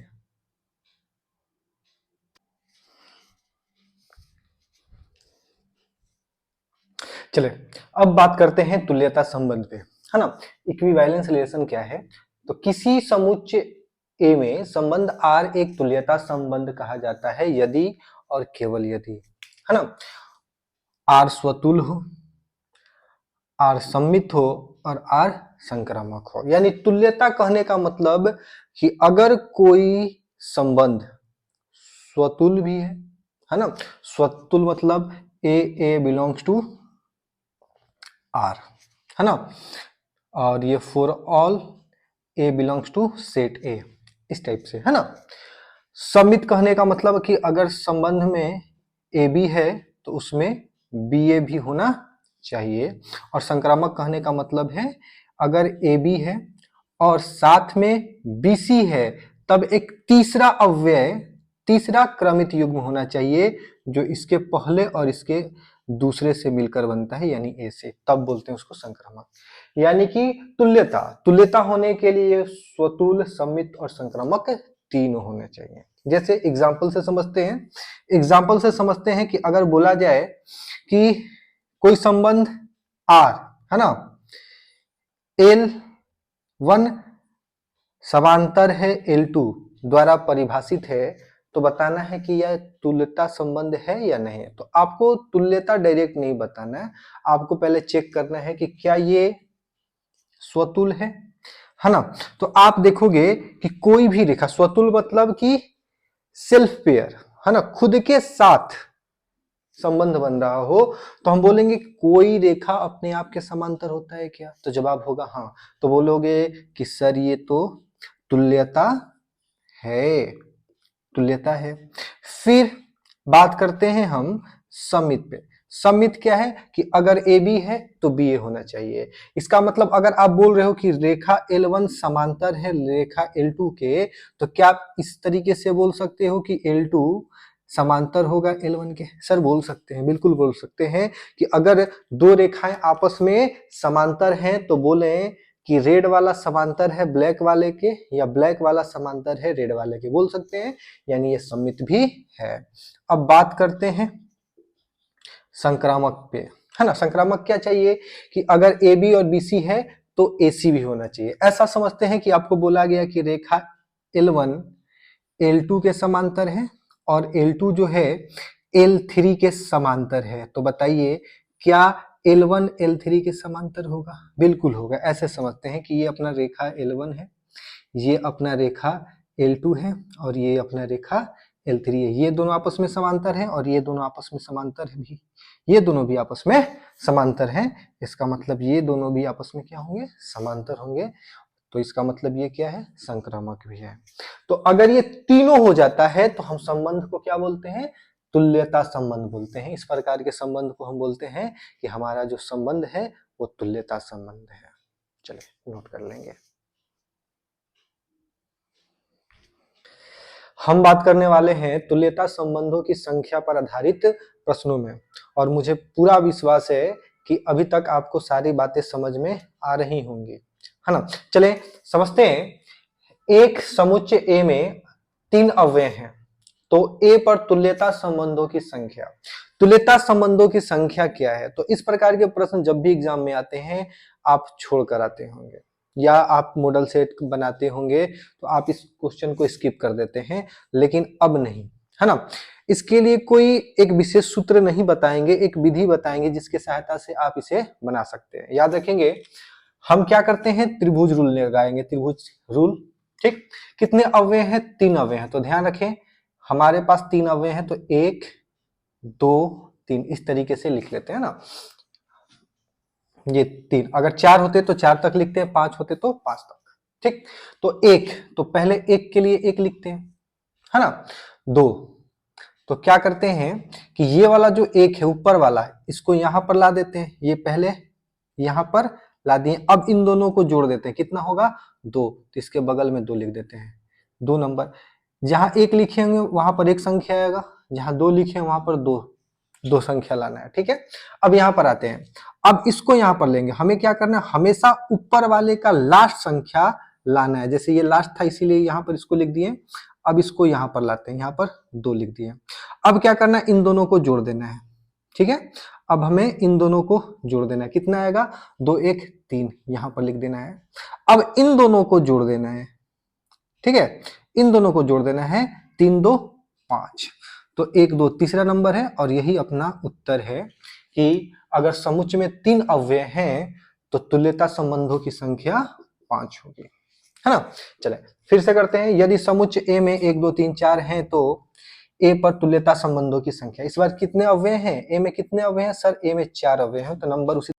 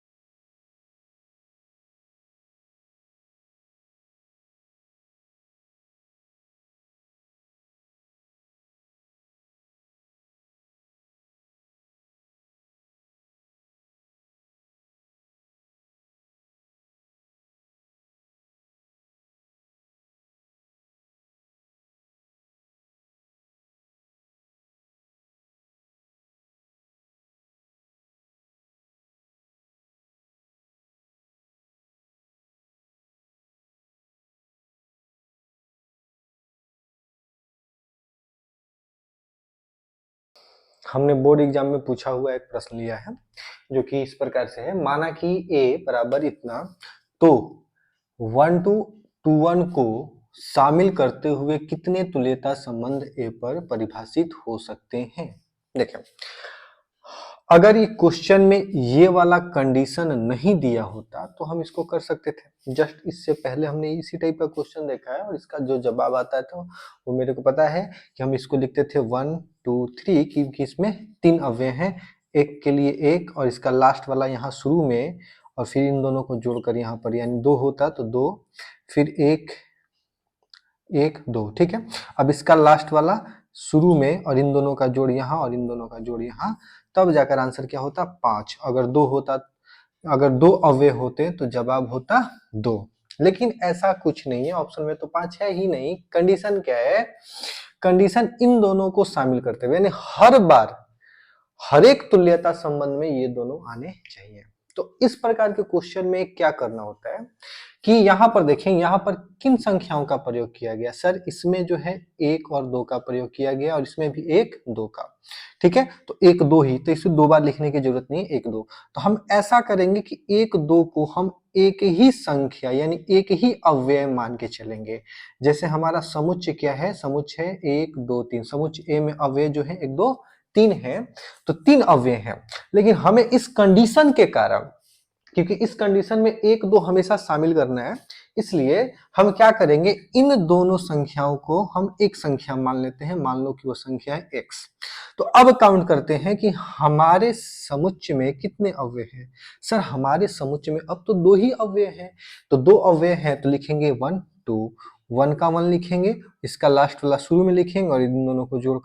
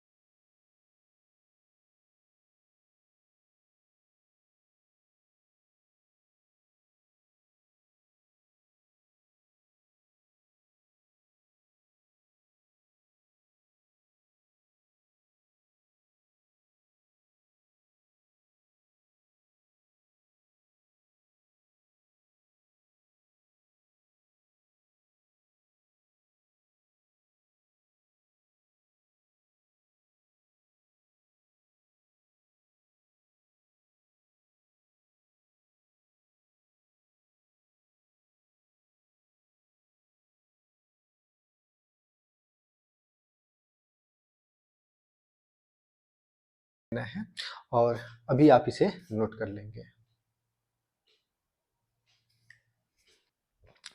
बात करते हैं अब अपने अगले संबंध तत्समक संबंध के बारे में, है ना। आइडेंटिटी रिलेशन क्या है। किसी समुच्चय ए में संबंध आर को तत्समक संबंध कहा जाता है यदि a B belongs to R, यदि और केवल यदि ए बराबर बी। साफ साफ शब्दों में हम बोले तो भैया तुल्यता संबंध, सॉरी तत्समक संबंध, है ना। तत्समक संबंध जो है, अगर कोई समुच्चय ए 1 2 3 4 है तो इसमें जो तत्समक संबंध होगा वो 1 1 2 2 3 3 4 4, इसी को बोला जाता है तत्समक संबंध। तो अब तुमको लगेगा सर ये तत्समक तो स्वतुल भी है, यानी तत्समक और स्वतुल दोनों बराबर होते हैं, एक ही होते हैं। नहीं, याद रखेंगे प्रत्येक, है ना, प्रत्येक तत्समक संबंध स्वतुल संबंध होता है, स्वतुल होता है, लेकिन प्रत्येक स्वतुल संबंध तत्समक नहीं होता। कारण समझे, तत्समक होने के लिए 1 1 2 2 3 3 और 4 4 के अलावे कुछ नहीं आना चाहिए, ठीक है। लेकिन स्वतुल होने के लिए अगर 1 1 2 2 3 3 4 4 के अलावे मान लो इसमें 1 2 भी आ गया तो आप बोलोगे कि ये स्वतुल है। ये क्या है सर, स्वतुल है। क्योंकि स्वतुल होने में ना हमें बस समुच्चय के सभी अव्यय सेल्फ पेयर में होने चाहिए, खुद के साथ रिलेशन बनाने चाहिए। तो 1 1 2 2 3 3 4, इसके बाद क्या आता है क्या नहीं आता है इस पे हम विचार नहीं करते। किसमें? स्वतुल में। तो ये स्वतुल है, लेकिन तत्समक में ऐसा नहीं होता। तत्समक में केवल सेल्फ पेयर वाले ही आने चाहिए, यानी 1 1 2 2 3 3 4 4, इसके अलावे कुछ नहीं, और ये सभी के सभी आने चाहिए। ठीक है, चलो आगे देखते हैं। इसे एआई से सूचित किया जाता है। प्रत्येक तत्समक संबंध तुल्यता संबंध होता है। याद रखेंगे, प्रत्येक जो तत्समक संबंध होता है वो तुल्यता संबंध में ला सकते हैं। यानी ये जो होता है ये स्वतुल भी होगा, सम्मित भी होगा और संक्रामक भी होगा। याद रखेंगे, ये स्वतुल भी होता है, सम्मित भी होता है और संक्रामक भी होता है, इसीलिए हम इसको क्या बोलते हैं? तुल्यता। तो याद रखेंगे, तत्समक संबंध, जितने भी तत्समक संबंध है वो सभी के सभी तुल्यता संबंध होंगे। और प्रत्येक तत्समक संबंध स्वतुल संबंध होगा, लेकिन प्रत्येक स्वतुल संबंध तत्समक नहीं होगा, इस बात का ध्यान रखेंगे। चले इसे नोट कर लेंगे, और आज के लिए इतना ही। फिर से मिलेंगे किसी और वन शॉट वीडियो में, तब तक के लिए धन्यवाद। देखते रहे, पढ़ते रहे। ए भाई तनी सब्सक्राइब कराना दी, साथे साथे लाइक और कमेंट भी कर दी और घंटी वाला बटन दबा दें।